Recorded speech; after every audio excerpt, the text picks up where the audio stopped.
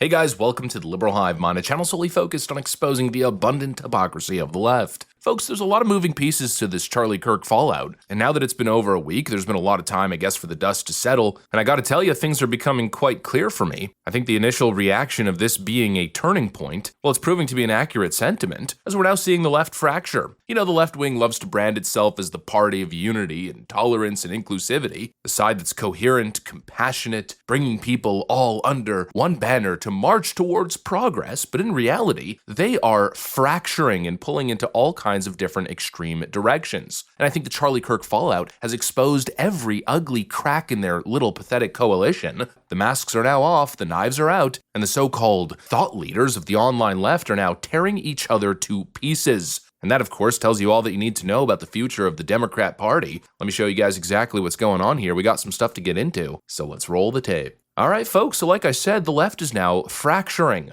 We've been talking a lot about Destiny, of course, and you know, at one point he was being presented as the future of the party. What a big-brained intellectual he is. He was pushed to the forefront to be the left's debate bro, fighting the good fight on behalf of the left. And now as he's gone completely off the edge, well, it seems like people are starting to abandon him and create as much distance from him as possible. Did he get the official reason for his demonetization? Destiny was openly doxing people on YouTube just a couple of weeks ago, including chatters. Yeah, 100%. I ain't a Destiny apologist, okay? Destiny totally has nuked his credibility. He has destroyed a lot of any of the perceived legitimacy that he has. He is in many ways exhibiting features that I witnessed firsthand with Tumad, okay? That's saying a lot. At the end of it all, really, I understand that he's not really someone to feel sorry for. There it is, the progressive leftoids all over social media are now starting to abandon Destiny. And of course they are, once you rip the veneer off. As the receipts continue to surface, it becomes impossible to pretend as if he's just a provocative centrist leading the common sense left. And I know, in comes the defense of Destiny. It's all overblown, right? It's a bunch of propaganda coming from the right wing to slander and smear him. You'll see it all over social media, people defending Destiny, claiming he never actually called directly for violence. Well, obviously, we've already played enough clips to disprove that ridiculous claim, but might as well play even more. Again, like I said, the receipts continue to surface. I'm ready for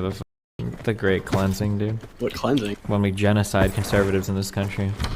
Are you gonna be out in the streets with your Glock? Maybe. I gotta go back to Nebraska and grab it. You genuinely do hate conservatives, don't you? Very much so. I've moved full on to like the political violence level, or the real violence level when it comes to conservative people. Yeah, I think they need to be like excised from my country. Yeah, it's pretty clear that Destiny does not represent common sense or common good. No, he's been at the forefront of pushing this eliminationist rhetoric. When you normalize the language of purging an entire political bloc, tens of millions of Americans, you're not debating policy anymore. You're not a voice of reason. You're mainstreaming the moral permission to engage in political violence on the streets. And that, of course, is how a movement slides from dehumanization to justification and then action. Or, you know, let's call it the rise of fascism. Kind of ironic considering they're always claiming, oh, the history books have taught us that this is how fascism comes, and they point at the MAGA side. Meanwhile, they're the ones who are exhibiting the textbook steps of rise to fascism. And now, of course, as people are rewatching all of these clips in the shadow of Charlie Kirk's assassination, I think for a lot of folks, the cognitive dissonance is finally starting to snap. The fog is dissipating, people are seeing clearly, and they know that this rhetoric is indefensible. And of course, this doesn't bode well for the left. If they're expecting to win in the public conversation, if they're expecting to actually create a grassroots movement, winning over the hearts of young people, winning the majority, well then they need to have a unifying message. They need to be uniting themselves, creating a broad coalition that can win elections. But well, that doesn't exactly seem to be happening.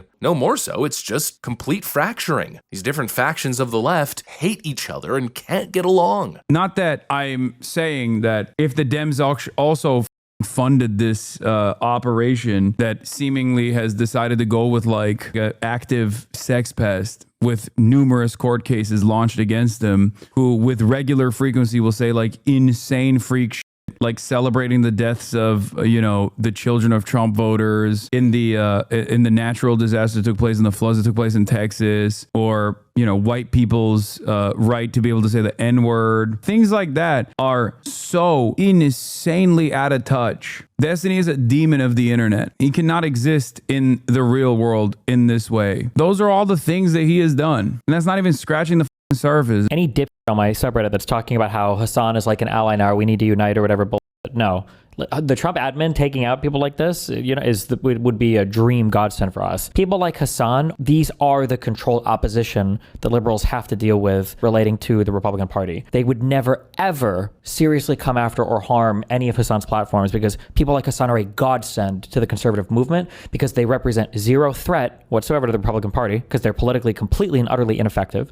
And the only people that they can manage to do is damage their side. Hassan's like desperate attempt to like cast his lot in with me while simultaneously trying to pretend that he's like a huge target for these guys. I remember saying that. It's total chaos. And the question is, well, why does this matter? Well, because it's not just drama. It's the Democratic coalition. Once again, it's more proof of what I've been saying forever. The tent that they've cast is fundamentally dysfunctional and incompatible. You've got the corporate legacy liberal types who just want to manage the continued decline of America politely, preserve their institutions, and appeal to all their naive notions. And then you've got the online revolutionary LARPers who basically want to pull the pin on civilization and call it justice. Obviously, those two worldviews cannot co-govern. They cannot even coexist. You put those two groups in the same room, and you don't get big tent pragmatism that wins elections. No, you get endless purity tests, loyalty oaths, and inevitably total chaos and ideological friendly fire. And like I always say, look across the Western world, look across Western democracies. Especially in a parliamentary system, you see the split of these factions, especially on the left. There's always a centrist party, there's a hard left, eco-green socialist party. Sometimes you have a Labor Party, then you have an anarchist leftist party. But in America, Democrats tried to jam all of that into one vehicle, and the result is what we are seeing. In fact, I feel like we just saw it in the 2024 election. We just watched how Kamala Harris tried to run this very careful, consultant-approved campaign. Instead of appealing to the far left, she tried to moderate on all of her issues, and then she picked Tim Walz in an attempt to cater to dads, as if that would work. We all remember that Kamala Harris camo hat that they were all wearing. It's obvious what they were signaling. And of course, all of it backfired as the pro-Palestinian extremist wing of the party abandoned her, and not just sitting out of the party, but actively mobilizing against her. There's an obvious pattern here. You got these activists that radicalize the base, but then alienate any moderates in the party. Then you've got the corporate Democrats and moderate Democrats who fear those radicals, and so the messaging kind of gets a little bit schizophrenic. And then the effect of that, especially as it continues to happen, continues to accelerate. Well, you got everybody else, normal people, absorbing that schizophrenic messaging, and slowly there's a trickle out of the Democrat Party. That's why Democrat voter registration continues to tank. That's why the party is collapsing in approval. And now I think the Charlie Kirk fallout here, well, it's likely to accelerate this phenomenon, especially with the young generation that's paying attention to these online streamers and everything that's going on across these social media platforms. And honestly, to that I say good. It's time for the left to eat this chaos that they've sowed. Let them keep tearing themselves apart as we keep building. And when election season rolls around, well, the hope is that voters are going to remember all this drama. They're going to remember the dysfunction, the infighting, the chaos. But most importantly, I think they're going to remember the hate that was on display. And hopefully more and more people don't want to associate themselves with that.